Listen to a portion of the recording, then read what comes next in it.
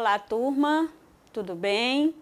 Meu nome é Maria da Luz. Nós vamos ficar com a disciplina de língua portuguesa nesse curso, técnico em desenho de construção civil. Eu sou graduada em língua portuguesa, letras português, especialista em metodologia do ensino e mídias na educação. Nossa disciplina tem 65 horas, vai estar dividida em 4 unidades e nessa unidade nós vamos estudar sobre os processos de comunicação, os componentes básicos da comunicação, as diferentes linguagens, noções sobre texto. Então vamos iniciar essa unidade vendo sobre esse processo de comunicação. E para que a gente possa entender melhor como acontece isso, nós vamos analisar primeiro a origem da palavra comunicação. Ela vem do latim comunicativo, que é derivado de comunicare, que o significado é tornar comum, como partilhar, repartir. Logo, comunicar vai ser transmitir, passar conhecimentos, informação, uma ordem, uma opinião ou uma mensagem a alguém. Assim, para que essa comunicação aconteça, há de imediato alguns elementos essenciais, como por exemplo, nós vamos precisar ter um emissor, que é a pessoa que emite a mensagem. Vamos precisar também de uma mensagem, que é o conteúdo que você deseja transmitir para alguém, e esse alguém com quem você está conversando, que é o receptor, que é quem recebe essa mensagem. Vamos também ter o meio, que é o processo utilizado para a transmissão dessa mensagem. Vamos colocar como exemplo esse nosso ato de comunicação no momento. Eu estou no papel de emissor, porque estou emitindo uma mensagem para vocês. E vocês são os receptores, porque estão recebendo essa mensagem. E a mensagem que eu estou passando para vocês, que é o conteúdo dessa aula, é essa mensagem. E o meio é a TV, que vocês vão assistir à aula. Para que haja comunicação, as pessoas utilizam diferentes linguagens. Qual a definição de linguagem? Linguagem é a expressão individual e social do ser humano. O que entra nessa linguagem? Entra tudo que a gente utiliza para se comunicar com as pessoas, como, por exemplo, o som, a imagem, os gestos, as palavras, as cores, tudo isso faz parte da nossa expressão individual e social, porque a gente utiliza para nos comunicarmos com o outro. E esse elemento que a gente utiliza, eles precisam ser comuns, todos que estão envolvidos no processo precisam conhecer. Já a língua é o idioma, é o instrumento de comunicação que a gente utiliza. E essa língua ela é composta por regras gramaticais, que é o que vai possibilitar os falantes de produzir os enunciados, as mensagens que eles desejam comunicar. E essa língua, ela tem um caráter social, ou seja, ela pertence a todo um grupo de falantes. E esses falantes, eles podem agir sobre essa língua, ou seja, na medida em que as pessoas falam, as palavras que elas vão falando, elas vão entrando na língua. E as palavras que elas vão deixando de utilizar, elas vão aos poucos saindo da língua, porque vão ficando em desuso, obsoletas. Então, é por isso que se diz que a língua pertence a um conjunto de pessoas e que essas pessoas elas podem agir sobre essa língua. E a fala? O que é a fala? A fala é a maneira individual de cada componente da sociedade empregar a língua de forma particular. Ou seja, eu escolho dentro da língua o que eu quero, as palavras que eu quero utilizar para comunicar uma mensagem pessoal minha. Um pensamento, uma informação, tudo isso eu vou utilizar os componentes da língua para poder falar, para poder me expressar. Isso é a fala. E essa linguagem que eu vou utilizar, ela vai poder ser de duas formas. Ela vai poder ser uma linguagem verbal, é aquela em que eu utilizo a mensagem constituída pelas palavras, e ela também vai poder ser uma linguagem não verbal, é aquela que utiliza um outro código, como, por exemplo, os semáforos, eles utilizam as cores para comunicar uma informação. Também nós podemos utilizar sinais como as placas de trânsito. Então, são outro código que é utilizado para o processo de comunicação, que não a palavra. Essa linguagem também eu posso usar as duas, ou seja, uma linguagem verbal e uma linguagem não verbal, para transmitir uma mensagem. Quando eu faço isso, eu estou usando uma linguagem mista ou híbrida, tá? Que é essa mistura da linguagem. E a forma como eu vou utilizar essa linguagem, como eu vou escolher essas palavras, como eu vou conversar com as pessoas, elas vão mostrar se eu estou utilizando uma língua culta ou uma língua coloquial. Por exemplo, na minha conversa do dia a dia, eu uso uma linguagem que eu não preciso me preocupar com as regras gramaticais, em falar as palavras todas corretamente, em construir uma frase completa com todas as palavras, pronunciar as palavras com todas as letras, colocar as palavras nos seus devidos lugares dentro da frase. Então, é uma linguagem mais despreocupada. Essa linguagem é a chamada língua coloquial, que eu não tenho uma preocupação com as normas gramaticais. É a que eu uso no seio familiar, é a que eu uso numa conversa com os colegas. Já quando eu vou para um ambiente mais formal, eu vou precisar utilizar uma língua mais culta, mais preocupada com as normas gramaticais. É o que acontece quando se vai escrever um documento oficial, por exemplo, um memorando, um ofício. Nesses casos, nós precisamos nos preocupar com a língua que nós utilizamos, uma língua culta, uma língua mais preocupada com as normas gramaticais. E já quando eu vou escrever um simples bilhete para o meu filho dentro da minha casa, então eu não preciso ter tanta preocupação com as normas gramaticais. Aí eu utilizo uma língua coloquial. E aqui nós vamos ver exemplos de linguagem, tanto verbal como não verbal. A gente observa que há gravuras como no símbolo da pessoa com deficiência, que fica acima, no meio. Então, onde você observa esse símbolo, você já sabe que ali é um banheiro reservado para pessoas que têm alguma deficiência. Se está no estacionamento, você já sabe que indica que ali só quem pode estacionar é uma pessoa com deficiência. Então, é um símbolo que utiliza uma linguagem não verbal. A gente já observa no meio o aviso "não pise na grama". Ele utiliza as palavras, que é uma linguagem verbal, e utiliza também a cor, o amarelo, que indica atenção.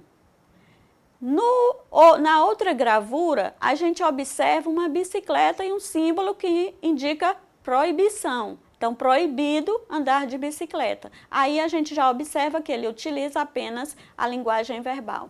Se nós formos analisar ao nosso redor, nós estamos rodeados de linguagem, tanto verbal como não verbal, ou uma linguagem mista. E as frases? Como que a gente organiza uma frase? O que é uma frase? O que é uma oração? Como que a gente constrói um texto? A frase é um enunciado linguístico que tem sentido completo, com o qual nós transmitimos nossas ideias, nossos sentimentos, e ela pode conter ou não um verbo. O que marca a essência da frase é ela ter sentido completo, não precisa necessariamente ter verbo. E aí nós observamos alguns exemplos. Nossa, quantas pessoas! Nós temos aí uma frase, só que nessas frases aí não há verbo, mas conseguimos transmitir uma mensagem. sem necessidade do verbo. Por quê? Porque a organização das palavras, a entonação, a pontuação, tudo isso marca o sentido. Na outra frase, nós temos todos felizes. Não aparece um verbo, mas nós conseguimos entender essa frase. Todos estão felizes. Na outra frase, permaneçam em silêncio. Tem um sentido completo e aparece um verbo. Mas lembrem-se, o que marca a essência da frase é um enunciado de sentido completo. Agora nós vamos ver a oração. Já no caso da oração, é uma frase que tem verbo. Só que a oração, ela não precisa necessariamente ter um sentido completo. Ela precisa ter verbo, mas não precisa ter sentido completo. Nós temos aí 2 exemplos de frases e orações. O planeta ainda tem solução. Então, nós temos aí uma frase, porque ela tem sentido completo, e temos também uma oração, porque aparece aí um verbo. O verbo aí é tem. Ele marca a essência da oração. Você acredita em quê? Também temos uma oração e uma frase. Outra coisa, lembrem-se que as frases, elas vão terminar com ponto. E a gente observa aqui que as duas têm ponto e as duas têm sentido completo e as duas possuem verbo. Então, são orações porque tem verbo, são frases porque tem sentido completo. E o período? O que é o período? Ele é uma frase formada por uma ou mais orações. Inicia-se com uma letra maiúscula e termina com ponto. A gente pode classificar essas orações anteriores também como período. No caso, o planeta ainda tem solução, ele é um período também.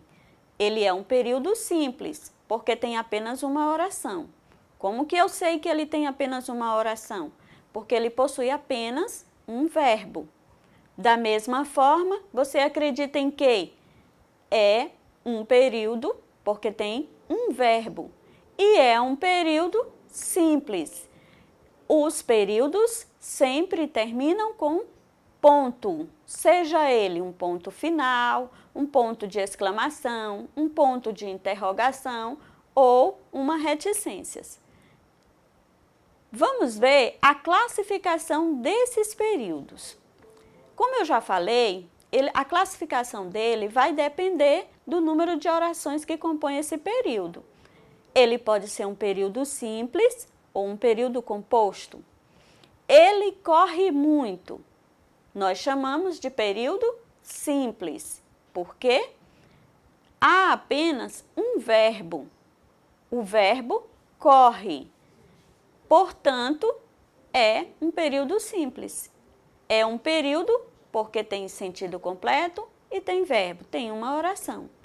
Os sabores doces são percebidos pelas papilas gustativas. Novamente, nós temos um período que também é simples. Vamos lembrar que o que marca o período não é o tamanho da frase, mas é a existência de verbo.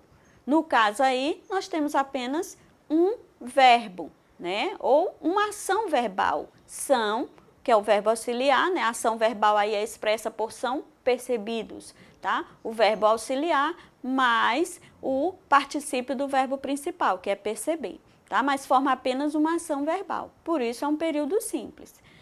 Já no outro, período composto, ele já vai ser formado por mais de uma oração. Ou seja, ele vai precisar ter mais de um verbo. O número de orações desse período composto vai depender de quantos verbos aparecem. Nós temos aí uma frase de Júlio César. Vim, vi e venci. Nós temos aí 3 verbos. A gente observa que é um período curtinho, mas é um período composto. Não são a quantidade de palavras que vão determinar se o período é simples ou composto, mas a existência do verbo. E nós observamos aí que tem 3 verbos. O verbo vim, né, que está conjugado, que é o verbo vir, o verbo ver e o verbo vencer. Vim, vi, venci. Então, período composto por 3 orações. E, na sequência, a gente observou que nós temos as frases e os períodos. Essas frases ou períodos, elas vão formar os parágrafos. E o que é esse parágrafo?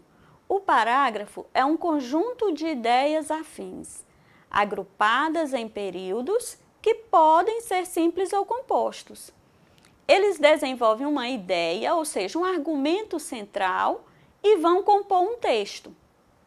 Nós começamos com a frase, as orações, as frases, e essas frases vão formando o parágrafo. E esses parágrafos organizados vão formando um texto. Para que essas ideias estejam bem unidas, nós vamos precisar de elementos coesivos, ou seja, palavras que vão unir essas orações, vão ligar esses períodos, essas frases. Vamos observar isso nesse parágrafo aqui. Ó, a definição de elementos coesivos, o que são eles? São vários elementos que remetem a ideias já expostas, ou seja, que repetem, que falam dessas ideias que já foram faladas anteriormente. Esses elementos, eles vão substituir palavras que já foram escritas e vão orientar a sequência do pensamento, afastando conceitos ou estabelecendo relações de causa e consequência entre eles.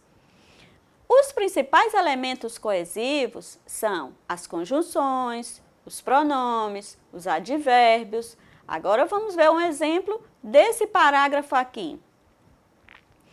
Maria jamais tivera receio de voltar para casa a altas horas. Observem que aí nós temos um ponto. Logo, nós temos uma frase ou um período. Esse período, como tem apenas um verbo, né, 2 verbos no caso, períodozinho composto. Para ela, olha ela aí destacado, esse ela é o chamado elemento coesivo. Por quê? Porque ele está substituindo o nome Maria, que já foi falado anteriormente. Para ela, esse papo de violência era conversa para mantê-la em casa, perto dos pais.